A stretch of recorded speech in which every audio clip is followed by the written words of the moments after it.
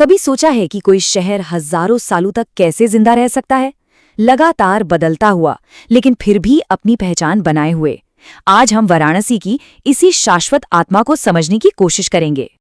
Mark Twain के ये शब्द वाराणसी के गहरे रहस्य और उसकी प्राचीनता को एकदम सही बयां करते हैं। सच में ये एक ऐसी जगह है जो समय से परे लगती है, जो हमें इतिहास के पन्नों में एक सफर पर बुलाती है। तो चलिए अपनी यात्रा के पहले हिस्से में चलते हैं और इस शहर के धड़कते हुए दिल को महसूस करते हैं।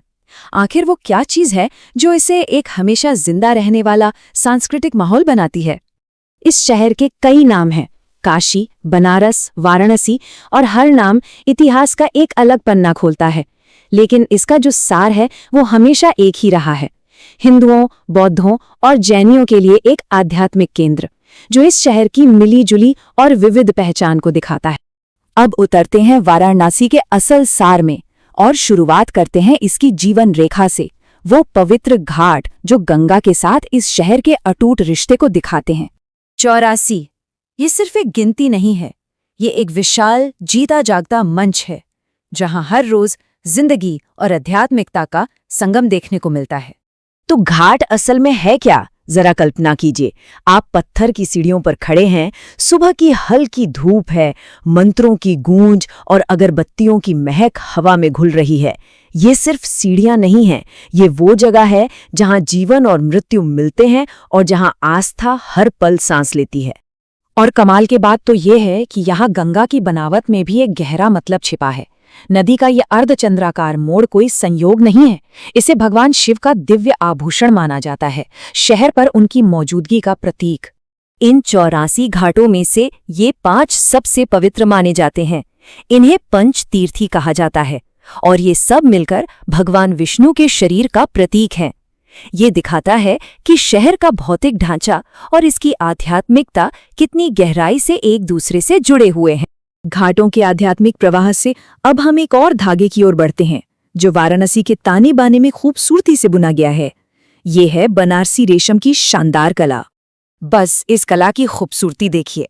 बनारसी ब्रोकेट, इसका तो नाम ही काफी है, दुनिया भर में अपनी शाही बनावट के लिए मशहूर।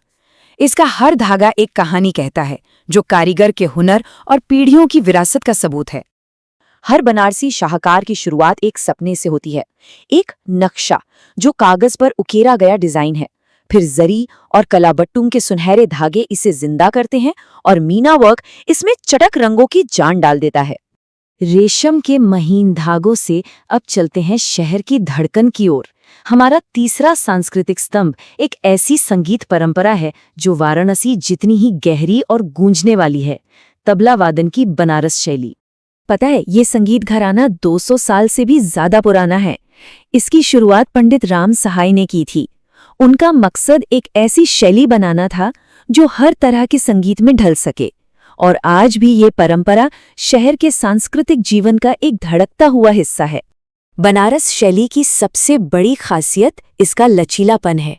इसकी आवाज सोलो परफॉर्मेंस में जितनी दमदार होती है, उतनी ही नजाकत से ये ख्याल गायन के साथ भी बजती है। और तो और कत्थक जैसे शक्तिशाली शास्त्रीय नृत्य के साथ भी पूरे जोर शोर से संगत करती है। तो ये तीनों स्तंभ, घाट, रेशम और संगीत, ये अलग अलग नहीं है, ये एक साथ मिलकर शहर की अनूठी और जीवंत पहचान को बनाते हैं। ये पवित्र श्लोक शहर के आध्यात्मिक सार को बहुत खूबसूरती से समेटता है। नदी, देवता और स्वयं, ये स्थान एक ऐसी अटूट त्रिमूर्ति जो वाराणसी के अस्तित्व का मूल है। मतलब गंगा की आध्यात्मिकता, रेशम की कलाकारी और तबले की लय, ये अलग अलग चीजें नहीं हैं, वे एक ही शानदार तस्वीर के धागे हैं, और हर धागा वाराणसी की कहानी में गहराई और रंग भरता है। तो हम इस सवाल के साथ अपनी बात पूरी करते हैं, क्या वो आस्था है, कला है, या फिर पीढ़ियों से चली आ रही परंपराएं हैं जो किसी संस्कृति को अमर बनाती हैं? वाराणसी हमें दिखाता है कि शायद सच्ची अमरता इन सभी के मिले जुले रूप में ही बसती है।